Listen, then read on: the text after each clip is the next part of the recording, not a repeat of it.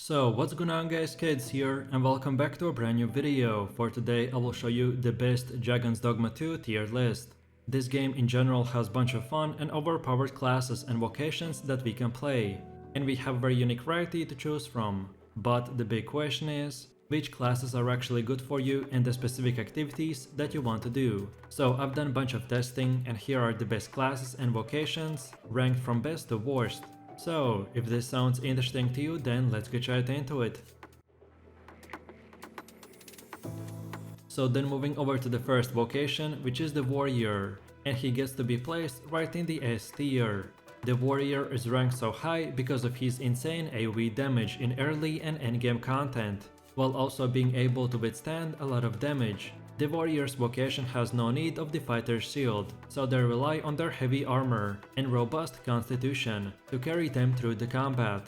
While they're not as reliably tanky as the fighters, the Warriors makes up for it through a massive increase in damage. The Warrior specializes in fighting with a two-handed weapon, such as the greatsword and a hammer. They can charge up their attacks, landing powerful single blows. As the Warrior, you will also be able to level up unique skills, which will allow you to attack multiple enemies with a single swing of your weapon.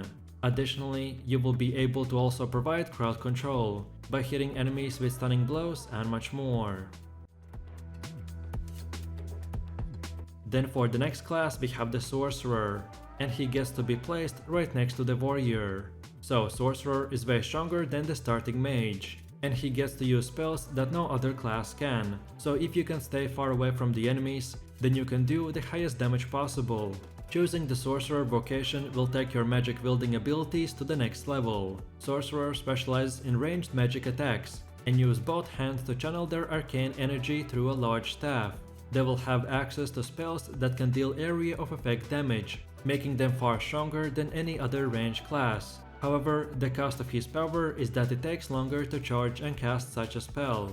As a spellcaster, you will have lower defense, so you will be vulnerable to attack, and your positioning will be crucial, so you will need to ensure that your Sorcerer is out of range and away from the enemies, because getting hit while channeling your spell can interrupt the cast, and you will have to seek safety and start all over again. The Sorcerer is a challenging vocation, but he can be devastating on the battlefield once you've mastered it. So then moving over to the next category, which is the A tier, and the first vocation that gets to be in here is the Warfare. This class can use 3 different weapons, so it is very versatile, but as you can't upgrade them very high as other classes can, so your damage will fall off dramatically in the later content. As the Warfare, you will be able to choose skills from each of your chosen weapons, so he as a vocation is incredibly fun and versatile. He will also allow you to adapt your playstyle in real time, as you respond to different enemy types, enemy weaknesses and the environment. However, because you will get access to so many skills, they will not be able to level skills as high as a single focused vocation. So players who choose the Warfarer will need to be skilled with their chosen weapon type, and be able to quickly analyze combat situations, to make the most out of this insanely powerful class. Then for the next vocation we have the Fighter, which gets to be placed right in the A tier. This class is very simple and straightforward, so you can't go wrong with him, but as you are mainly a tank, therefore you will lack in damage, which for example the Warrior excels at. A fighter wields one-handed sword and a shield. This vocation leads more towards defense rather than dealing massive damage, making his playstyle more of a frontline tank. They not only defend themselves but also their allies, by placing themselves in the heat of the battle and jobbing the enemy attack. As the fighter levels up, they can enhance their shield skills, offering you and your allies increased protection. Moreover, you will get skills that can taunt enemies and enhance your damage, which can turn a high-leveled fighter into a formidable force on the battlefield. Then for the next one we have the Mage, and he gets to be placed right next to the Fighter. This is a great starting class to use before you get the Sorcerer.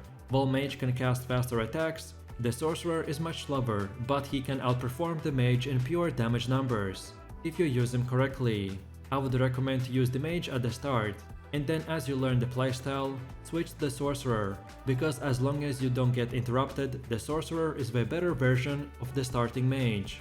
But overall this is a ranged class, which can wield magic offensively, defensively, or even in a support type of party, while mages can be weak against melee enemies. If they can successfully keep their distance, their offensive skills can pack a powerful punch. The flexibility between support and damage makes the starting vocation more complex to master, but when you learn it, you can become unstoppable.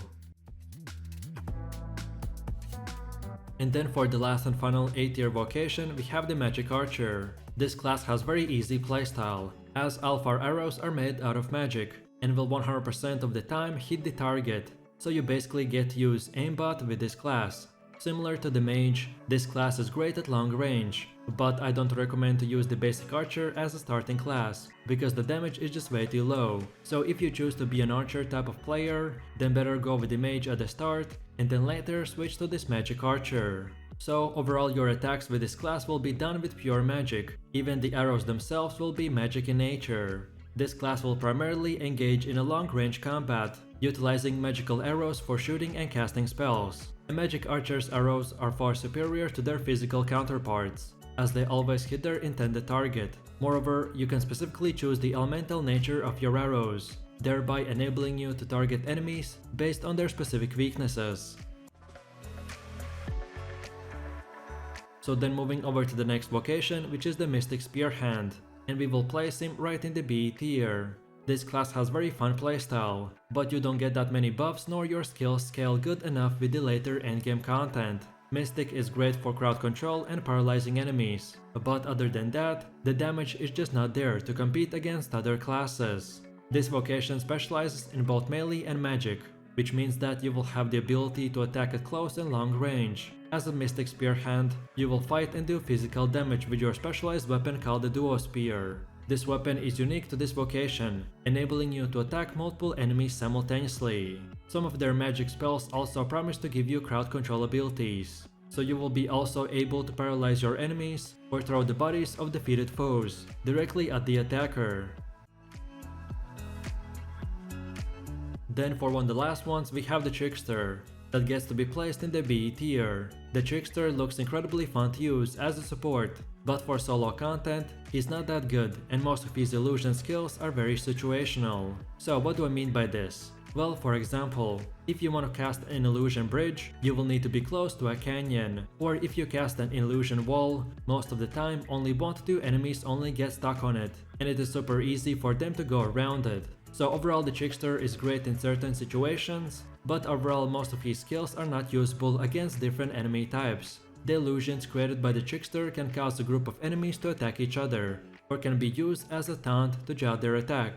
Additionally, you can use the smoke to create a spectacular clone, which can draw the focus of the attacker. Another ability allows you to create false areas like for example a magic cliff or a wall, which you can see through but an enemy can't. Overall, this class provides you with the tools to master the surrounding environment, so that your party can attack from their strongest advantage point. Additionally, a Trickster will also have the ability to temporarily increase the power of your pawn beyond their normal limit, so this class is basically a half support and half a damage dealer.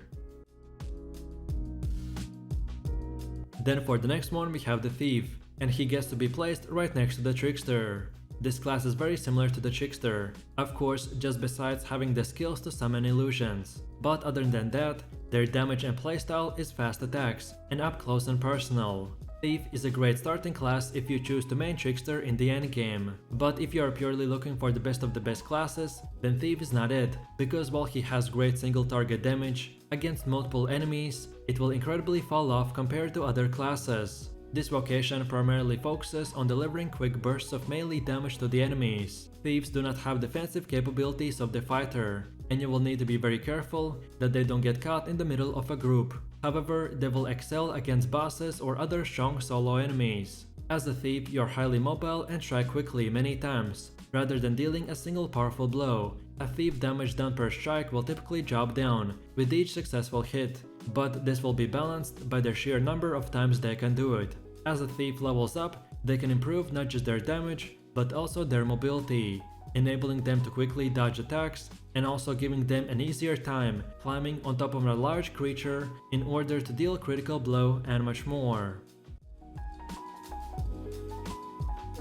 And then finally we have come to the Archer, which gets to be placed in the last C tier. So this class may look like a good starting choice, but believe me, it's not. Not only you will have to manually aim your arrow shots, your damage will be low and you're only good in range. So you will constantly have to move and accurately shoot, which is not that easy. The Mage, for example, gets insane AoE skills, while the Magic Archer basically gets an auto aim, so the basic Archer just can't compete against them. If you want to challenge yourself and you don't care about the other stuff, then sure, go with the Archer. But if you want to progress as fast as possible, then I recommend to go with the Mage, and then later switch to the Magic Archer, if you really want to use the arrows with a bow. But overall, similar to the Thief, Archers typically do not deal single powerful blows, rather than they rely on their quickness and skill to fire multiple arrows in a row. As you level your Archer, they will gain access to skills, which will allow you to shoot arrows more quickly, or even to fire multiple arrows at once. Other skills will improve your mobility, allowing you to disengage and put some extra distance between you and any attacking enemy. And that's about it. So with that said, I really do appreciate everyone for watching, guys, and I hope you enjoyed it. If you have any suggestions, feedback, or other good Dragon's Dogma 2 builds or guides that you would like to see in the next video, then feel free to leave your comments in the comment section down below. And while you're doing that, please click like, subscribe, and enable that notification bell, so this way you could support the channel and not miss any more amazing content. With all this said, you have an amazing day and I will catch you in my next video, so take it easy, peace.